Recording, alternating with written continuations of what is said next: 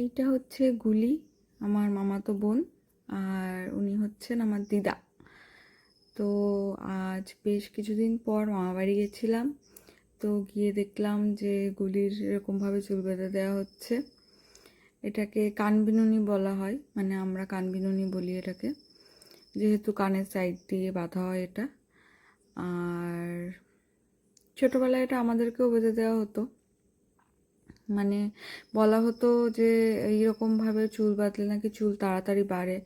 আর মেয়েদের যেহেতু চুলের প্রতি ফ্যাসিনেশন ছোটো থেকেই থাকে, তো মানে প্রত্যেকটা মেয়েই দেখেছি আমি যারা এরকম চুল বাঁধে, তারা সবাই চুলের প্রতি একটা ভালোবাসা আছে এবং তারা চায় যে যাতে তাড়াতাড়ি তাদের চুল বাঁধা মানে চুলটা বড় হয়ে যায়।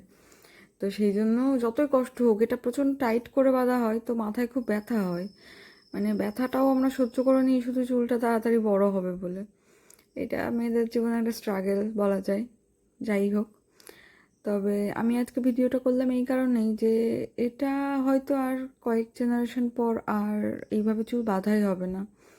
কারণ এই দিদা ঠাকুমারাই এটা পারেন আর কি, মানে আমি তো পারি না, আমার মা পারেন হয়তো, আমি জানি না।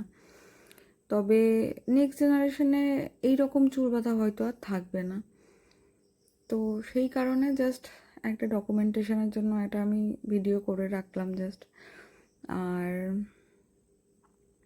দিদার মুখ দেখেই বোঝা যাচ্ছে যে দিদা ওই ছোটো ছোটো চুলগুলোকে বাগে আনতে কীরকম স্ট্রাগলটা করছে, তাও আর কি ছাড়বে না।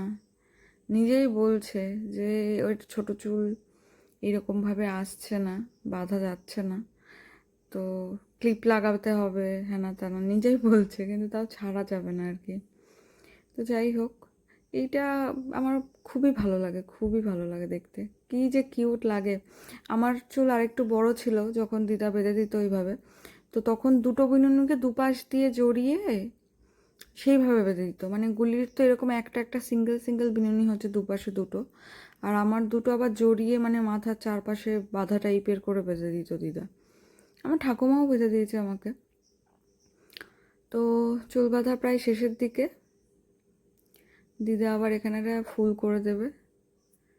এই যে ফুল হচ্ছে, আমাদের চুল বাঁধা প্রায় কমপ্লিট। এই ফুলটা বাঁধা শেষ হলেই আমাদের চুল বাঁধাটা কমপ্লিট হয়ে যাবে। তো যারা দেখলেন জানাবেন আপনাদেরও কি এইভাবে চুল বাঁধা হতো ছোটোবেলায়। আর এই যে গুলি চুল বেঁধে খুব খুশি, আর দিদার সাথে একটা ছবি। ধন্যবাদ।